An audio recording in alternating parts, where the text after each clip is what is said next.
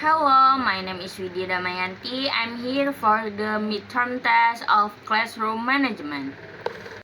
The chapter is causes of classroom conflict. Before we going into the causes of classroom, we should know about the teachable classroom, an educational setting where children feel comfortable, respected, and support in their learning journey is referred to as a peaceful classroom. It's a classroom where teacher and student work together to resolve conflict, communicate in open and inclusive manner, and encourage empathy and understanding. So,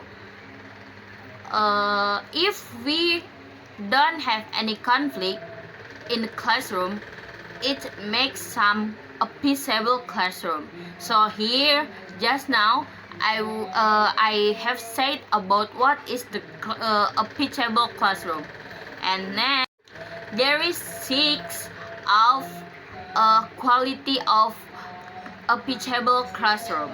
First one is respect. Student and teacher treat each other with respect, valuing each other's perspective, opinion, and contribution. The second one is fairness. Fairness and equality are prioritized in all aspects of classroom management, ensuring that all students are treated fairly and have equal opportunity to success. The third one is trust. A foundation of trust is established between student and teacher, creating a safe and supportive space where students feel comfortable taking risks and expressing themselves authentically. Next, the fourth one is responsibility. Students are encouraged to take responsibility for their action and choice, fostering sense of accountability and self-discipline. The fifth one is problem-solving skills.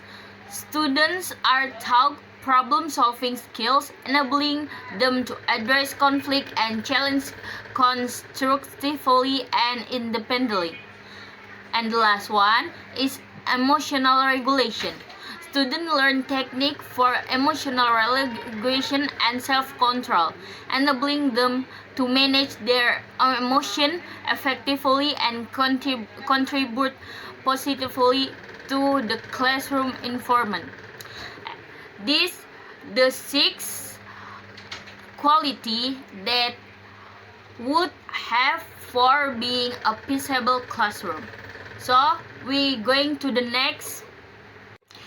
In every classroom, there is a conflict. So, what is classroom conflict?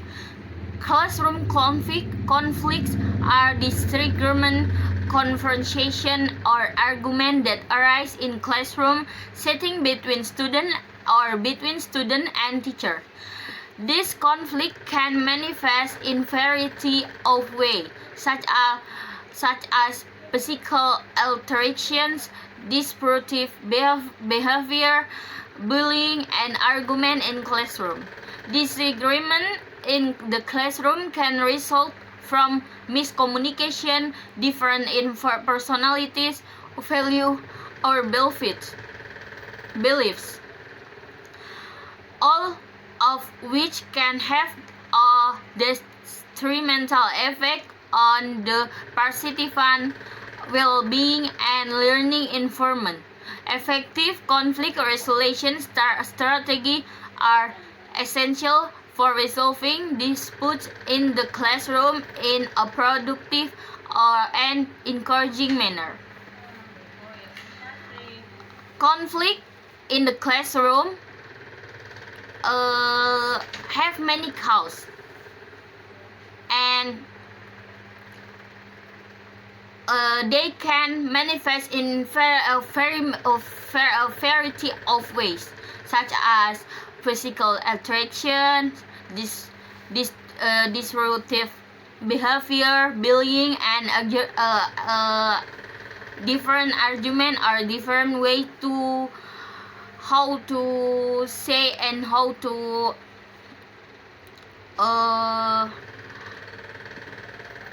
argument in the classroom.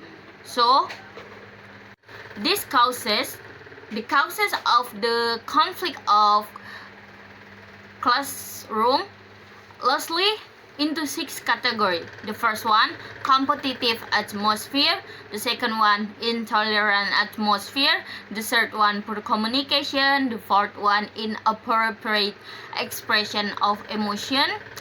The fifth one, lack of conflict resolution skills. And the sixth one, misuse of power by the teacher. So we're going to explain one by one about the causes of the classroom conflict. The first one, competitive atmosphere. A zero who assumes mentally are the first one, competitive atmosphere. Competitive atmosphere, we can see there is some mentally argumentative comparison and ranking pressure to success, undermining other, and a lack of fair work can call result from competitive environment.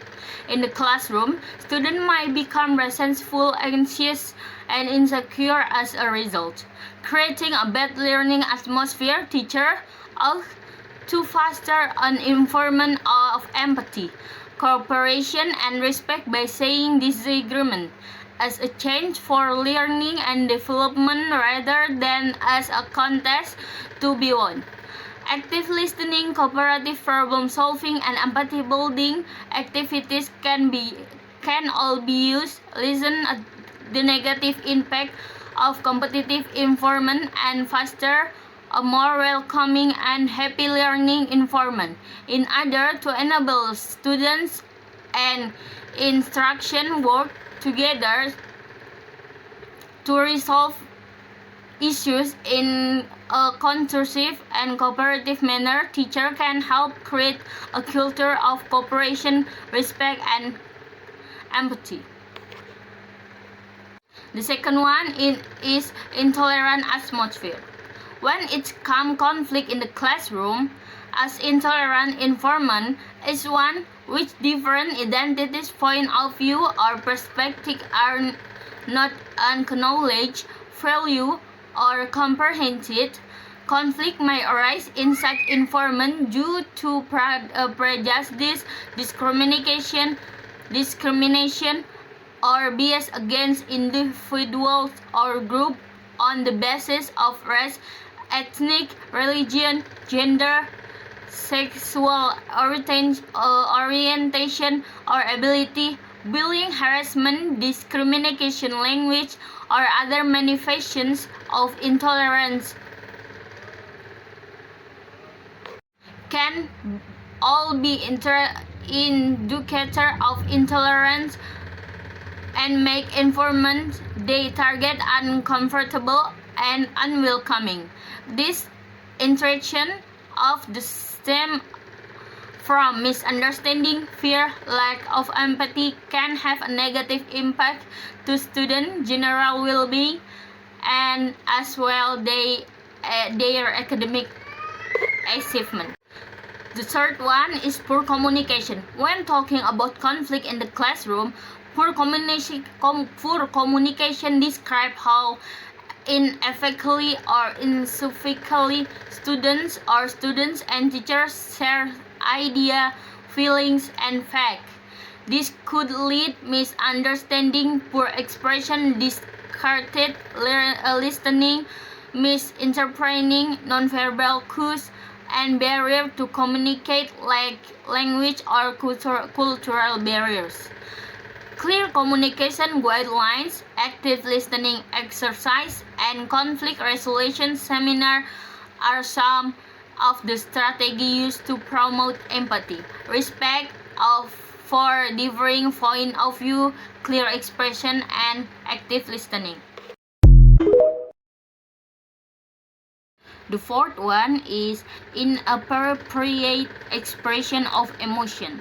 Disruptive behavior in classroom, including crying, fits, outbursts, or passive-aggressive behavior, exercise, emotional reactions, inappropriate language, and inability to control emotion can result from inappropriate emotional expression during conflict, even in minor disagreement. These responses can be harsh and disrespectful. Emotional outbursts have the potential to derail learning, spoil the atmosphere, and make resolving conflict difficult. It's critical that people learn healthy coping strategy and that educators create an environment that is conducive to peaceful conflict resolution. The fifth one, lack of conflict resolution skills. Classroom conflict resolution techniques often lack effectiveness, leading avoidance, escalation, poor communication, and misunderstanding. To address this, educator and students should receive training in cooperative problem-solving strategies, active listening, empathy building exercise, and communication method. A supportive, inclusive environment that views disagreements as growth opportunity can foster amicable dispute resolution, creating more productive and polite learning environment. And the last one is misuse of power by teacher. Misuse power in classroom conflict involves educator controlling or manipulating students, leading to an unhealthy learning environment, erode trust, and negative impact on academic performance, well-being, and self-esteem.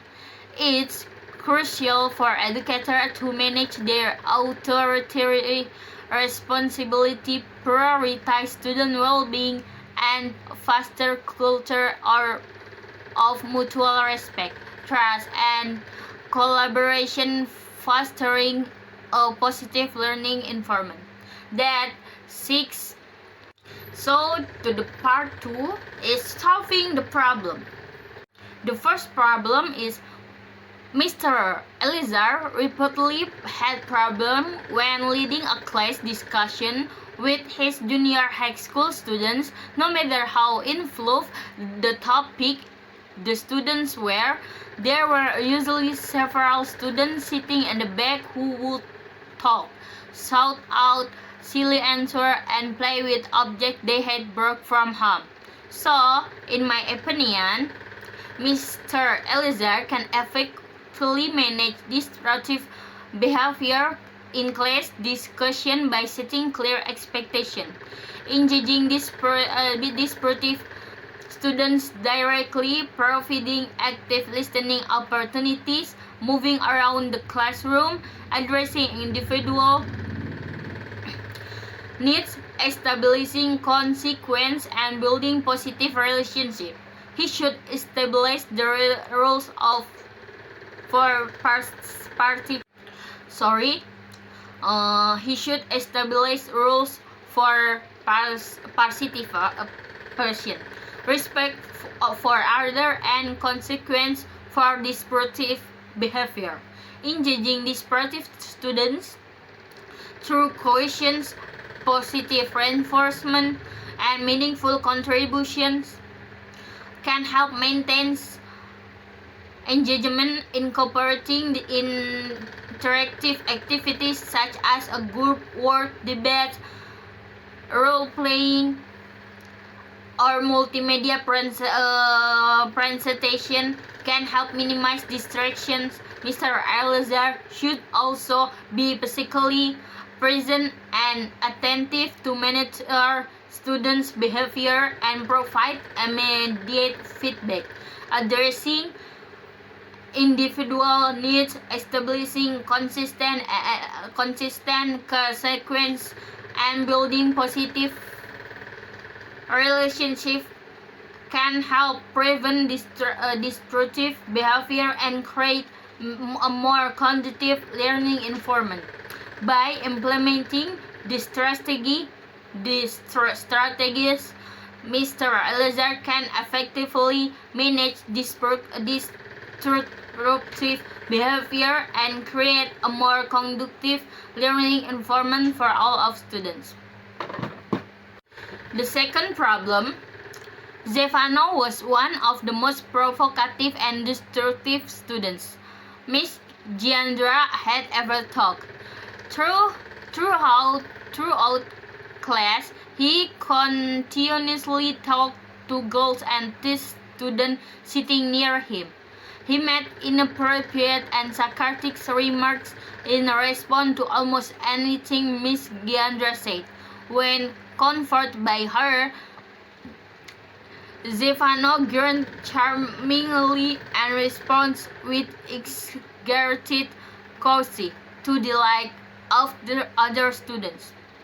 So, my opinion, to address this destructive behavior from a student like Stefano, Miss Giandra should set clear expectations, provide individual attention, use positive reinforcement, redirect Stefano's attention, enforce consistent consequence, involve support service if necessary, and build positive relationships.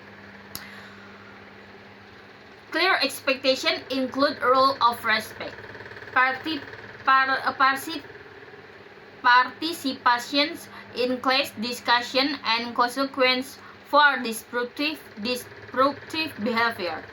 Individual attention should be provided to Stefano, and he should be praised for his contribution of following classroom rules.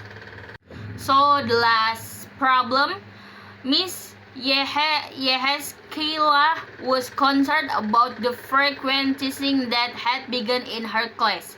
It reached the point where there was a constant bickering among students. They became so angry, began yelling, shouting, shoving at one another during class.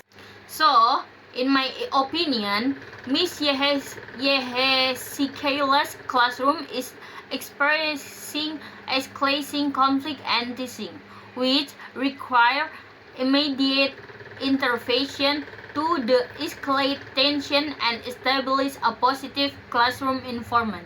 She should intervene calmly, remind the student of the classroom expectation, and separate those involved if necessary. Open communication should be fostered, allowing students to express their feelings and share perspective. Conflict resolution skills should be taught, including active listening, empathy, assertive communication, and problem-solving strategy. Positive reinforcement should be recognized and reinforced, promoting respectful behavior and fostering a positive classroom culture. Okay, maybe until enough here from me. I apologize if there's some mistake from me.